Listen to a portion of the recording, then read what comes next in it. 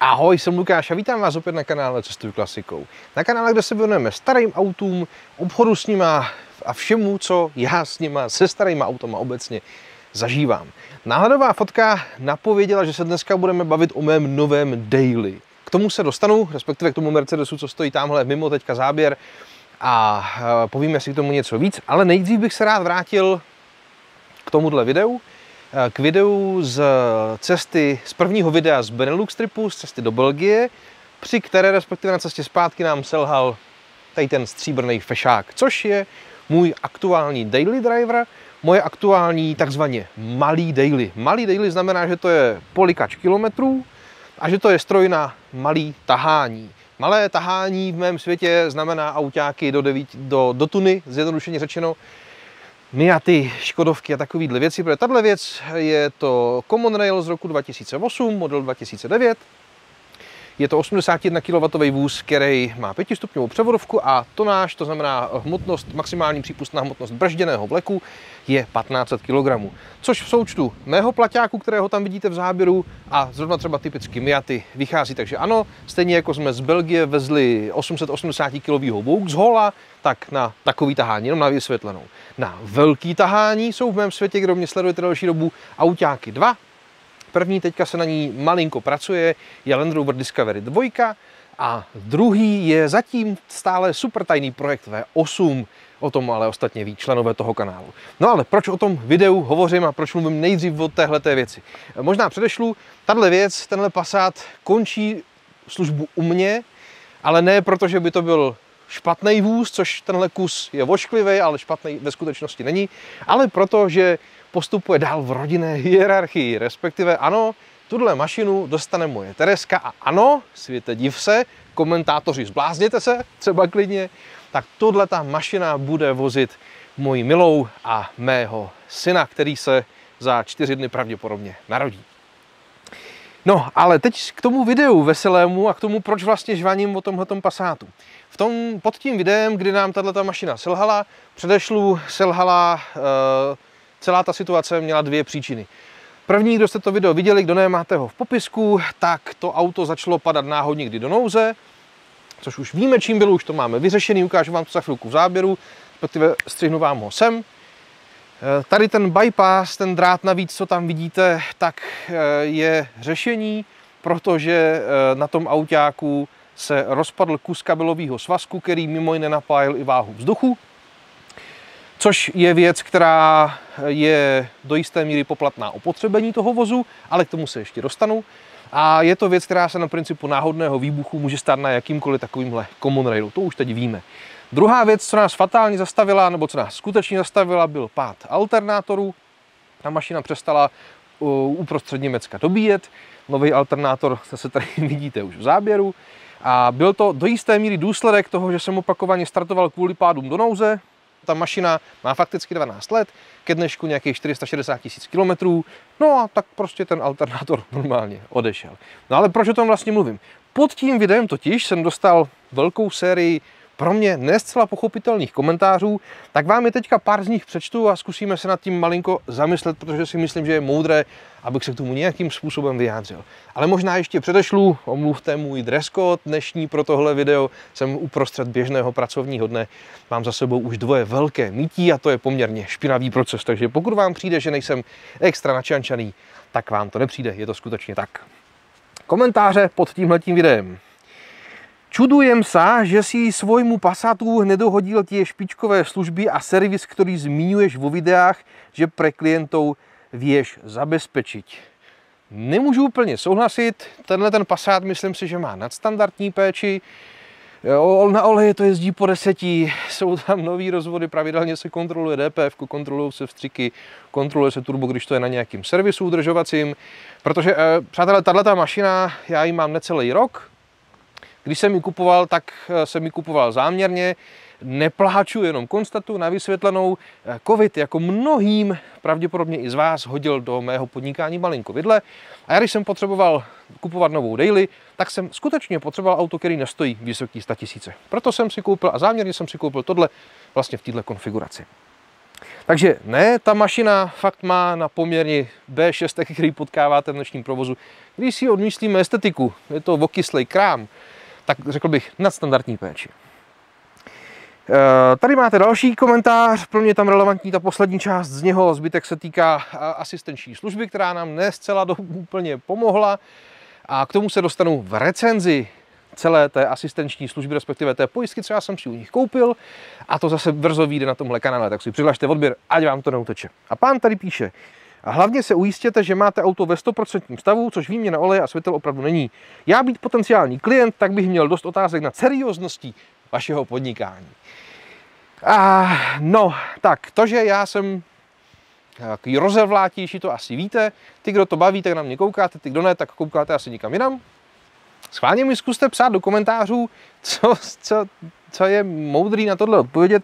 Mimochodem, já se o tom s váma teďka tímhle způsobem bavím, protože velká část těch komentářů má poměrně neobvyklý počet lajčíků, což mi z toho vychází, že nemalá část vás, mých diváků, to se na tu situaci kouká podobně jako tvůrci těch komentářů. Ještě se k tomu dostanu. Mně by bylo trapné něco takového vůbec zveřejnit. To je přece úplný základ i nějaká vizitka mít svoje auto v pořádku. Snad ti to klienti v uvozovkách, snad to ti klienti zhlédnou a dojde jim, že člověk, který má v nefunkčním stavu svoje pracovní auto a ví to, je vlastně jen žvanil. A no, na veteránu máš čuch, dobrý na auta, děň používaně kupuješ polopoškoděné auta a vraky. Naprosto souhlasím s tím, že tohle auto není esteticky nejkvalitnější B6, kterou můžete potkat v dnešním provozu a jsem s tím úplně v pohodě, protože za mě není až tak úplně mnohdy důležitá ta forma, ale spíš ten obsah, respektive mně je jedno, že to auto je ošklivý. Pro mě je důležité, že mě vozí spolehlivě za mými klienty a pomáhá mi plnit vaše zadání. A je reálně fuk, jestli s tou mašinou jedu do Belgie a zpátky, nebo jestli s ní jedu do Liberce a zpátky, vyzvednout nějaký 900 kg autíčko, nebo jestli s ní jedu do prostřed Slovenska a zpátky pro mého klienta třeba zkontrolovat nějaké vozy před nákupem. Důležitý je, důležitá message ode mě teďka k vám v kontextu těch komentářů je ta, že tato věc stříbrná jezdí průměrný můj pracovní den klidně 700 km a klidně 5krát v týdnu. Takže předpokládám, že vám dojde, že asi úplně nechci, aby mě na denní bázi někde zasínala, čímž pádem skutečně si dovolím ještě jednou naznačit, že ano, tenhle kus má na poměry Passatu B6 nadstandardní péči. Ale jdem dál. Kup si něco jiného na tahání a ne tuhle píp Dodge Ram, Hemi, benzín a máš klid. A někdo mu tady píše, on také peníze spolu ještě neviděl. No, členové kanálu ví něco málo už o projektu V8. Vás, které to zajímá, protože ano, mám 8válcový benzinový auto, naznačím dobře, přiznám americký provenience, tak se můžete stát členy tohohle kanálu, odkaz máte v popisku videa, díky tomu zjistíte tohle všechno, plus mi můžete pomoct být obrovským youtuberem z pozice příjmové a tím pádem nejezdit v takhle ošklivých autech. Vlastně. No a další komentář, který říká, že jsem příliš kritický k práci jiných lidí a že chodím jako agent, respektive scout se skrytou kamerou natáčet a kriticky hodnotit vozy soukromých incidentů. Čekal bych, že minimálně svoje auto bude mít v perfektním stavu a pokud už ne, tak se s tím raději nebude chlubit. Já se tím vlastně úplně nechlubím, že jezdím orezlou B6, mně to jenom nevadí.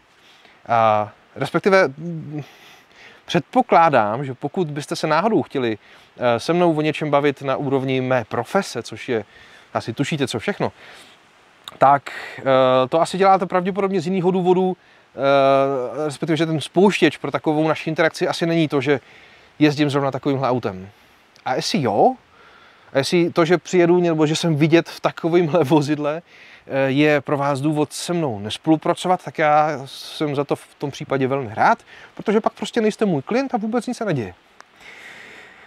S 10 a víc ročním Passatom, který má nagulaných 500 000 kilometrů, jíst tahat auto z Belgicka může len hlupák.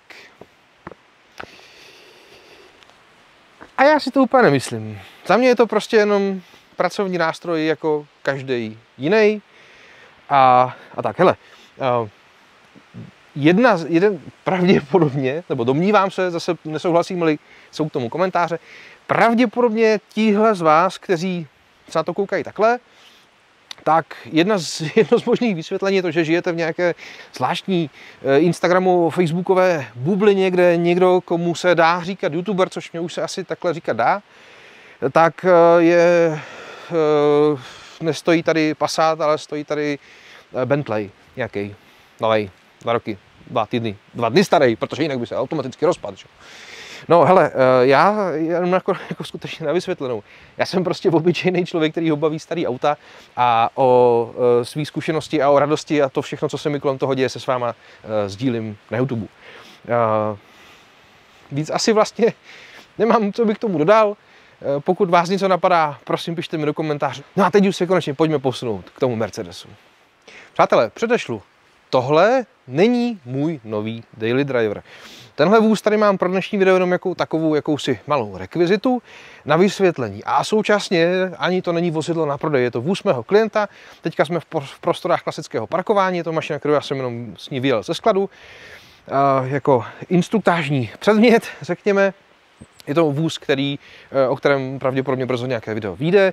Je to mašina, kterou jsme podrobili důkladné očistě a po nákupní inspekci. A teď s panem majitelem řešíme, co vlastně na té mašině realizovat za servis, tak aby mu na jaře mohla dělat zase radost. Ale je to vozidlo, nebo díky kterému já jsem si zase pro sebe doskládal do mozaiky nového daily drivera pár důležitých poznatků.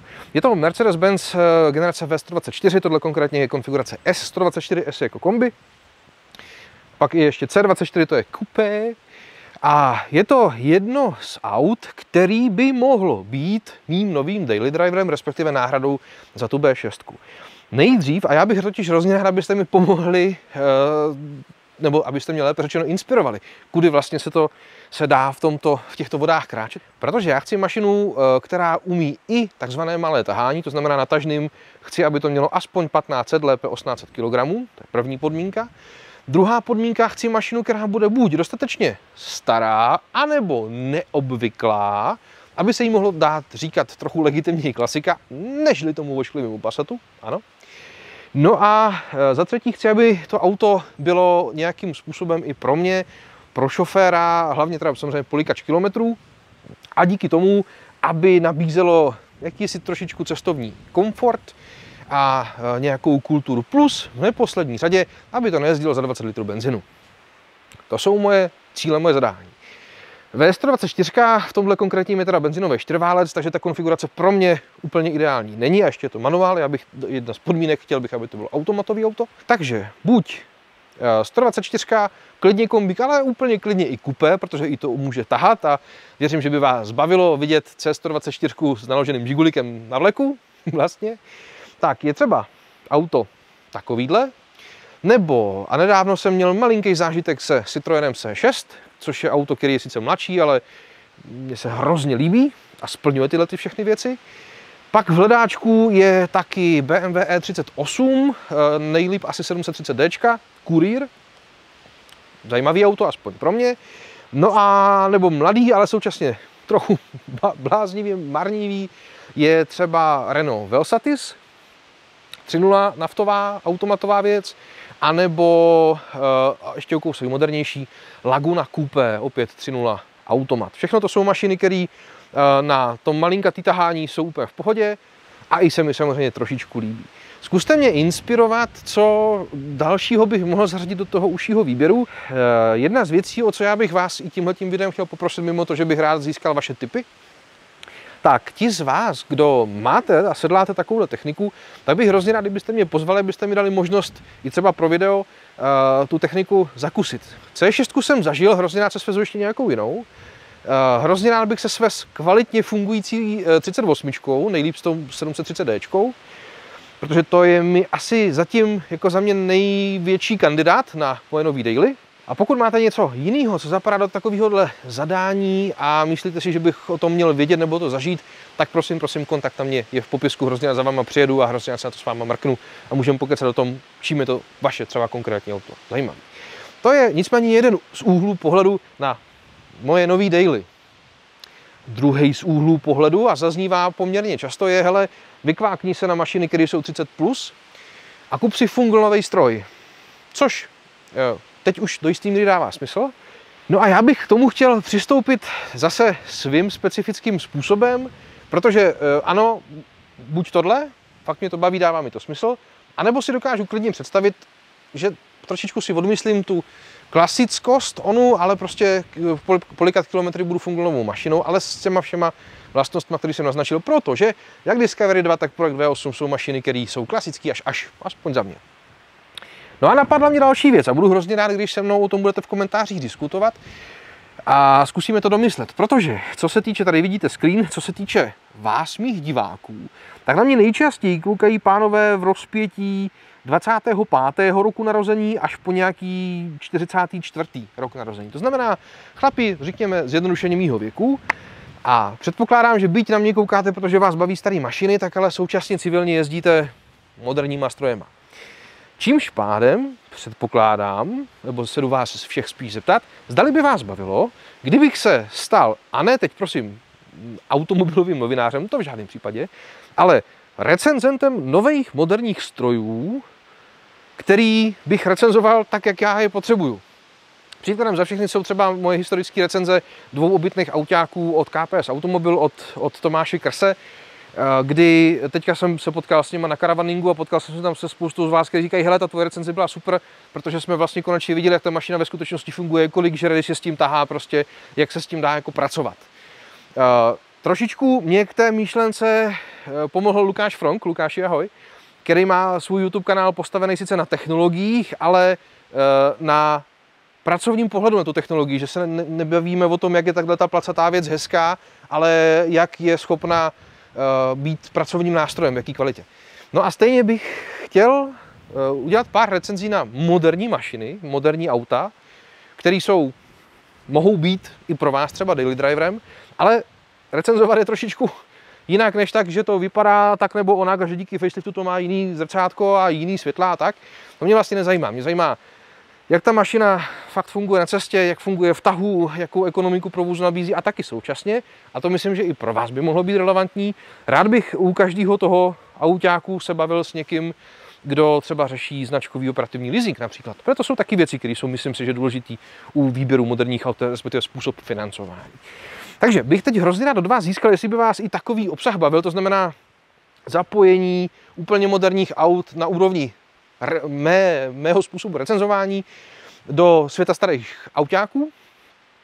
No a pokud vás to bude bavit, dejte mi feedback do komentářů, tak já začnu oslovovat importéry a zkusím zjistit, jestli vlastně vůbec dneska je někdo v pohodě s tím, když se o moderním autě bavíme jinak, než o tom, jaký to má nový fancy detailíky a jaký čudlíky, jestli jsou lesklý nebo matný. Oproti tomu, že já bych fakt chtěl i pro sebe, i pro vás o tom autě se dozvědět, jak se s ním skutečně dá pracovat. To je pro dnešní video všechno. Děkuji za pozornost. Cokoliv vás napadá k těm tématům, co jsem dneska naťuknul, pište mi prosím do komentářů, nebo se staňte členy, pomůžete mi růst, děkuji vám za to předem, a nebo mi zavolejte a můžeme cokoliv spolu takového vymýšlet. Díky za váš čas, díky za vaši pozornost, buďte zdraví a pokud to aspoň trochu jde, tak cestujte klasikou. Zdarec!